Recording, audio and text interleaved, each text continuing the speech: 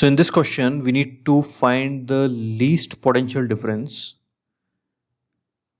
at which the thermal electrons start reaching the anode. So we have cathode at center, and if these electrons just escape with zero velocity, what should be the minimum potential difference between the two such that this electron reaches the anode?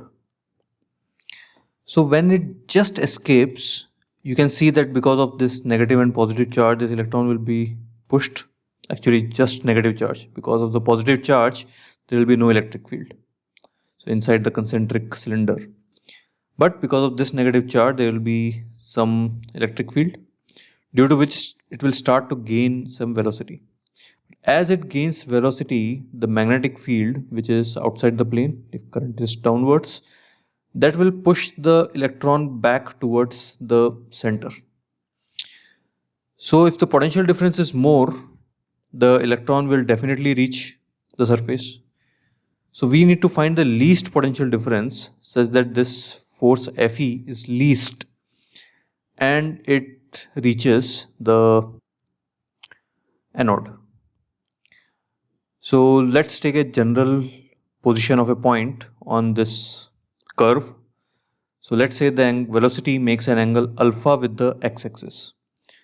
So we are taking the y-axis along the center and x-axis along this line which is on which the electron is just escaping. So at a general point, the velocity, let's say it is v, and it makes an angle alpha with the x-axis. So magnetic force will be perpendicular to v, and that means it will also make an angle alpha with the y-axis. So let's start by writing the force in y direction. So Fy is Fm cos alpha, and Fm is qvb, and B will be mu naught I by 2 pi x. So magnetic field is due to this current. So at a distance x, it will be mu naught I by 2 pi x. So this V, if I take here, this becomes V cos alpha, and V cos alpha is Vx. So let's write that as Vx. Fy I can write as m dvy by dt, and dvy by dt I can write as dvy by dx into dx by dt. Chain rule. So dx by dt is nothing but Vx, so it gets cancelled. We are left with dvy and term of x. So now we can integrate the Vy from 0 to V0. So let's say its maximum, so its velocity when it reaches the surface is V0, and here the velocity was 0. So Vy varies from 0 to V0, and x varies from this distance to this distance, which is B to A. So this gives V0 as q mu naught I by 2 pi m ln A by B.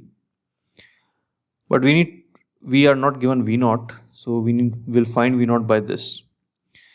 So when the charged particle reaches the surface, so there are two forces acting on it, magnetic force and electric force.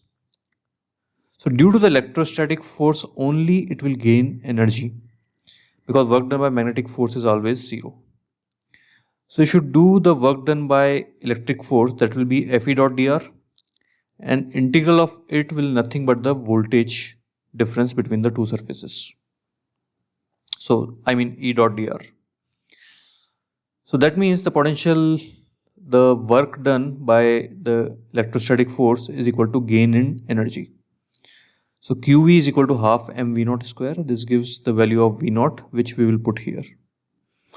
So from here we can get the value of voltage when it just touches the surface, which is our answer.